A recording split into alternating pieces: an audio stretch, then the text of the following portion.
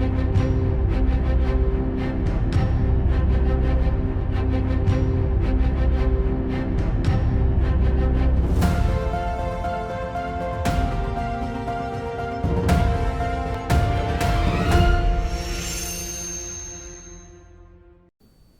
श्री अकाल, मैं स्नेहा मांगड़ ते तुसी देख रहे हो BTV। लैके हाजिर हाँ खबरां दा खास बुलेटिन। आओ सब तो पहला नजर मारदे हां सुर्खियां उत्ते। तकनीकी मुद्दे ते देरी, फ्लाइट्स रद्द होने तो बाद एयर कैनेडा दे यात्री निराश। कनेडियन सरकार ने टोरंटो हवाई अड्डे ते रूसी कार्गो जहाज नूं जबत करन दे दित्ते हुक्म। इटली दे साबका प्रधानमंत्री सिल्वियो बर्लुस्कोनी दी 86 साल विच होई मौत। कैलगरी नॉर्थ वेस्ट विच सड़क हादसे दौरान एक व्यक्ति दी मौत ते 2 होर गंभीर जख्मी। ते हुण खबरां विस्तार नाल। एयर कैनेडा विच पिछले हफ्ते तकनीकी समस्यावां कारण देरी अते रद्द होण कारण सैकड़े कनेडियन निराश होए। डैरिक ऐश जो कि एयर कैनेडा दी फ्लाइट विच अक्सर सफर करदे ने, इस मुद्दे तो प्रभावित लोकां विच एक सी। उन्हां ने डियर लेक तो शुक्रवार नूं कैलगरी विच घर वापस आउणा सी। वीरवार नूं IT आउटेज कारण उन्हां दियां सवेर दियां 2 उड़ाणां रद्द हो गईयां, छुट्टियां खुंज गईयां अते एयरलाइन तो बिना रहाइश जां मुआवजे दे कुल 3 दिन ਉਹ फसे रहे। कनेडियन प्रेस ने शुक्रवार नूं जानकारी दित्ती कि मॉन्ट्रियल आधारित एयरलाइन ने कहा कि मुआवजे तो इनकार करन वाले शुरुआती जवाब एक गलती तो पैदा हुए ਹਨ। एयर कैनेडा ਦੇ ਬੁਲਾਰੇ ਨੇ ਕਿਹਾ ਕਿ एयर कैनेडा IT ਆਊਟੇਜ ਨਾਲ ਪ੍ਰਭਾਵਿਤ ਹੋਈਆਂ ਉਡਾਣਾਂ ਲਈ APPR ਮੁਆਵਜ਼ੇ ਦੇ ਪੱਧਰਾਂ ਦੇ ਅਨੁਸਾਰ ਮੁਆਵਜ਼ੇ ਦੀ ਪੇਸ਼ਕਸ਼ ਕਰ ਰਿਹਾ ਹੈ। ਕੁਝ ਯਾਤਰੀਆਂ ਨੂੰ ਸਾਡੇ ਵੱਲੋਂ ਗਲਤ ਜਵਾਬ ਮਿਲੇ ਸਨ ਅਤੇ ਅਸੀਂ ਉਹਨਾਂ ਨਾਲ ਦੁਬਾਰਾ ਸੰਪਰਕ ਕਰਨ ਦੀ ਪ੍ਰਕਿਰਿਆ ਵਿੱਚ ਹਾਂ।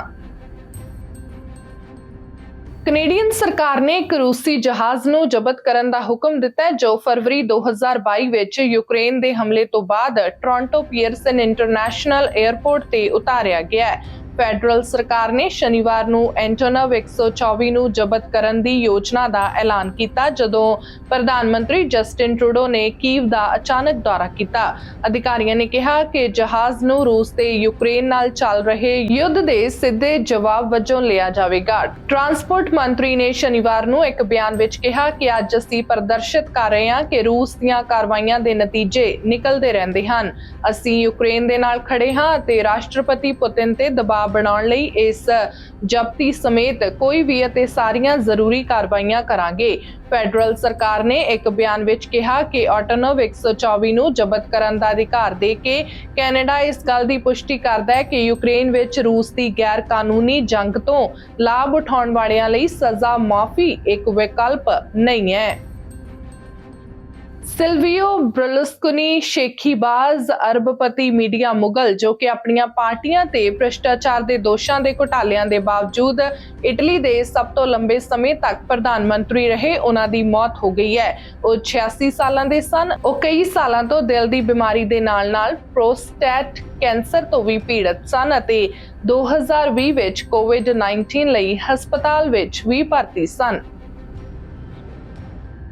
ਕੈਲਗਰੀ ਦੇ ਨਾਰਥ ਵੈਸਟ ਇਲਾਕੇ ਵਿੱਚ ਸ਼ੁੱਕਰਵਾਰ ਦੁਪਹਿਰ ਨੂੰ 3 ਕਾਰਾਂ ਦੀ ਟੱਕਰ ਵਿੱਚ 60 ਸਾਲਾਂ ਦੀ ਇੱਕ ਔਰਤ ਦੀ ਮੌਤ ਹੋ ਗਈ ਹੈ ਅਤੇ 2 ਹੋਰ ਵਿਅਕਤੀ ਜ਼ਖਮੀ ਹੋ ਗਏ ਹਨ। ਪੁਲਿਸ ਦਾ ਕਹਿਣਾ ਹੈ ਕਿ ਉਹਨਾਂ ਨੂੰ ਦੁਪਹਿਰ 3 ਵਜੇ ਤੋਂ ਪਹਿਲਾਂ ਪਾਰਕਡੇਲ ਇਲਾਕੇ ਵਿੱਚ ਬੁਲਾਇਆ ਗਿਆ ਸੀ। ਸ਼ੁੱਕਰਵਾਰ ਨੂੰ 3rd ਐਵੀਨਿਊ ਅਤੇ 33rd ਸਟਰੀਟ ਨਾਰਥ ਵੈਸਟ ਦੇ ਇੰਟਰਸੈਕਸ਼ਨ ਤੇ ਟੱਕਰ ਲਈ ਪੁਲਿਸ ਦਾ ਕਹਿਣਾ ਹੈ ਕਿ ਇੱਕ ਕਾਰ 3 ਐਵੀਨਿਊ ਤੇ ਪੱਛਮ ਵੱਲ ਜਾਂਦੇ ਸਮੇਂ ਸੈਂਟਰ ਲਾਈਨ ਨੂੰ ਪਾਰ ਕਰ ਗਈ ਅਤੇ ਹੋਂਡਾ ਸਿਵਿਕ ਨਾਲ ਆਮੋ-ਸਾਹਮਣੇ ਟਕਰਾ ਗਈ, ਜਿਸ ਨੂੰ ਦੂਜੇ ਵਾਹਨ ਨੇ ਟੱਕਰ ਮਾਰ ਦਿੱਤੀ। ਹੋਂਡਾ ਸਿਵਿਕ ਦੇ ਡਰਾਈਵਰ ਦੀ ਮੌਕੇ ਤੇ ਹੀ ਮੌਤ ਹੋ ਗਈ ਜਦੋਂ ਕਿ 2 ਹੋਰ ਡਰਾਈਵਰਾਂ ਨੂੰ ਮਾਮੂਲੀ ਸੱਟਾਂ ਨਾਲ ਹਸਪਤਾਲ ਪਹੁੰਚਾਇਆ ਗਿਆ।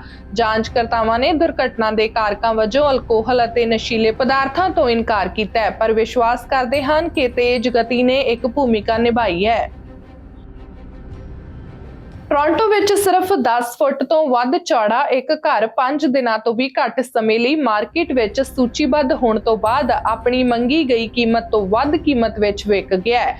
ਹਾਊਸ ਸਿਗਮਾ ਦੇ ਅਨੁਸਾਰ 18 ਸਨਟਰਸ ਐਵੀਨਿਊ ਇੱਕ ਬੈਡਰੂਮ 4 ਬਾਥਰੂਮ ਵਾਲਾ ਘਰ ਜੋ ਟੋਰਾਂਟੋ ਦੇ ਪਾਰਕਡੇਲ ਨੇਬਰਹੁੱਡ ਵਿੱਚ ਇੱਕ 11 ਫੁੱਟ ਚੌੜੀ ਥਾਂ ਤੇ ਹੈ, ਅਸਲ ਵਿੱਚ 24 ਮਈ ਨੂੰ ਇਹ ਘਰ ਸੂਚੀਬੱਧ ਕੀਤਾ ਗਿਆ ਸੀ ਤੇ 28 ਮਈ ਨੂੰ ਇਹ ਪ੍ਰਾਪਰਟੀ ਵੇਚੀ ਵੀ ਜਾ ਚੁੱਕੀ ਸੀ।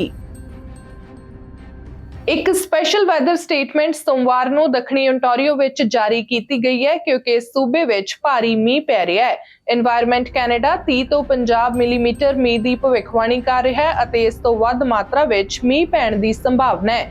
ਸੋਮਵਾਰ ਦੁਪਹਿਰ ਨੂੰ ਗਿੱਲੇ ਮੌਸਮ ਦੇ ਘੱਟ ਹੋਣ ਦੀ ਉਮੀਦ ਹੈ। ਟੋਰਾਂਟੋ ਵਿੱਚ ਵਾਟਰਸ਼ੈਡ ਕੰਡੀਸ਼ਨ ਸਟੇਟਮੈਂਟ ਜਾਰੀ ਕੀਤੀ ਗਈ ਹੈ ਜਿਸ ਵਿੱਚ ਕੁੱਲ ਬਾਰਿਸ਼ ਹੋਣ ਦੀ ਸੰਭਾਵਨਾ ਦੇ ਕਾਰਨ ਪਾਣੀ ਦਾ ਪੱਧਰ ਆਮ ਨਾਲੋਂ ਵੱਧ ਹੈ। ਟੋਰਾਂਟੋ ਅਤੇ ਰੀਜਨ ਕੰਜ਼ਰਵੇਸ਼ਨ ਅਥਾਰਟੀ ਨੇ ਸੋਮਵਾਰ ਨੂੰ ਇੱਕ ਬਿਆਨ ਵਿੱਚ ਕਿਹਾ ਕਿ ਤਿਲਕਣ ਅਸਥਿਰ ਕਿਨਾਰਿਆਂ ਅਤੇ ਬਦਲਦੇ ਪਾਣੀ ਦੇ ਪੱਧਰਾਂ ਦਾ ਸੁਮੇਲ ਦਰਿਆਵਾਂ ਜਾਂ ਹੋਰ ਜਲ ਸਰੋਤਾਂ ਵਿੱਚ ਅਤੇ ਨੇੜੇ ਖਤਰਨਾਕ ਸਥਿਤੀਆਂ ਪੈਦਾ ਕਰ ਸਕਦਾ ਹੈ। ਐਤਵਾਰ ਸਵੇਰੇ ਇੱਕ ਵਾਹਨ ਦੀ ਟੱਕਰ ਵਿੱਚ 3 ਲੋਕਾਂ ਦੀ ਮੌਤ ਹੋ ਗਈ ਅਤੇ 3 ਹੋਰ ਜ਼ਖਮੀ ਹੋ ਗਏ।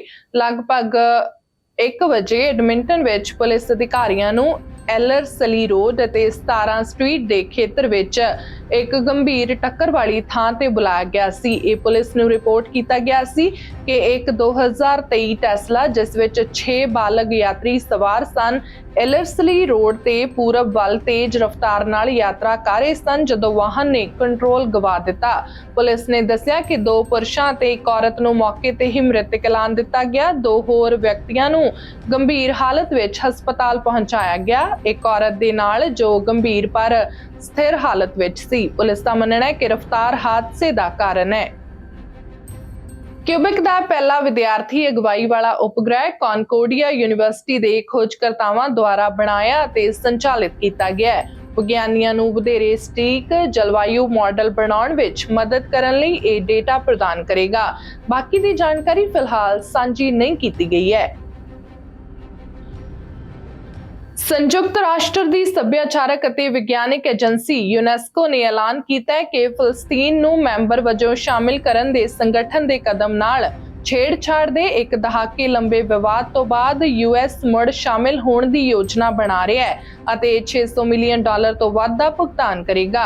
ਅਮਰੀਕੀ ਅਧਿਕਾਰੀਆਂ ਦਾ ਕਹਿਣਾ ਹੈ ਕਿ ਵਾਪਸੀ ਦਾ ਫੈਸਲਾ ਇਸ ਚਿੰਤਾ ਤੋਂ ਪ੍ਰੇਰਿਤ ਸੀ ਕਿ ਚੀਨ ਯੂਨੈਸਕੋ ਨੀਤੀ ਨਿਰਮਾਣ ਵਿੱਚ ਵਾਸ਼ਿੰਗਟਨ ਦੁਆਰਾ ਛੱਡੇ ਗਏ ਪਾੜੇ ਨੂੰ ਭਰ ਰਿਹਾ ਹੈ। ਖਾਸ ਤੌਰ ਉੱਤੇ ਦੁਨੀਆ ਭਰ ਵਿੱਚ ਨਕਲੀ ਬੁੱਧੀ ਅਤੇ ਟੈਕਨੋਲੋਜੀ ਸਿੱਖਿਆ ਲਈ ਮਾਪਦੰਡ ਨਿਰਧਾਰਿਤ ਕਰਨ ਵਿੱਚ ਪ੍ਰਬੰਧਨ ਅਤੇ ਸੰਸਥਾਨਾਂ ਲਈ ਯੂਐਸ ਦੇ deputy secretary of state Richard Verma ਨੇ ਪਿਛਲੇ ਹਫ਼ਤੇ ਯੂਨੈਸਕੋ ਦੇ ਡਾਇਰੈਕਟਰ ਜਨਰਲ ਨੂੰ ਇੱਕ ਪੱਤਰ ਸੌਂਪਿਆ ਜਿਸ ਵਿੱਚ ਦੁਬਾਰਾ ਸ਼ਾਮਿਲ ਹੋਣ ਦੀ ਯੋਜਨਾ ਨੂੰ ਰਸਮੀ ਕੀਤਾ ਗਿਆ।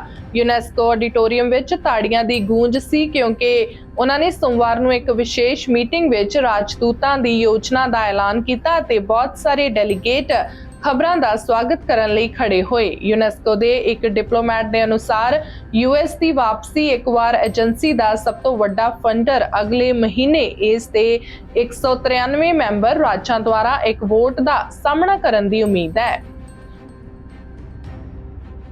ਪੁਲਿਸ ਅਧਿਕਾਰੀਆਂ ਨੇ ਦੱਸਿਆ ਕਿ ਐਤਵਾਰ ਨੂੰ ਕੈਲੀਫੋਰਨੀਆ ਵਿੱਚ ਇੱਕ ਜਨਮਦਿਨ ਪਾਰਟੀ ਦੌਰਾਨ ਹੋਈ ਗੋਲੀਬਾਰੀ ਵਿੱਚ ਇੱਕ 18 ਸਾਲਾ ਲੜਕੀ ਦੀ ਮੌਤ ਹੋ ਗਈ ਹੈ ਤੇ 6 ਹੋਰ ਜ਼ਖਮੀ ਹੋ ਗਏ ਹਨ।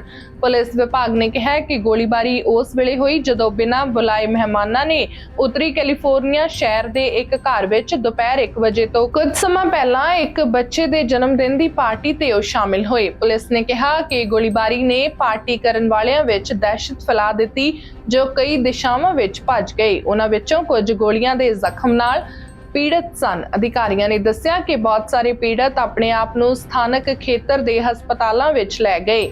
ਇਹ ਦੁਖਾਂਤ ਤਾਜ਼ਾ ਸਮੂਹਿਕ ਗੋਲੀਬਾਰੀ ਵਿੱਚੋਂ ਇੱਕ ਹੈ ਜਿਸ ਵਿੱਚ ਜਨਮ ਦਿਨ ਦੀਆਂ ਪਾਰਟੀਆਂ ਜਾਂ ਹੋਰ ਆਮ ਸਮਾਗਮਾਂ ਵਿੱਚ ਨੌਜਵਾਨਾਂ ਨੂੰ ਮਾਰਿਆ ਜਾਂ ਜ਼ਖਮੀ ਕੀਤਾ ਗਿਆ ਸੀ।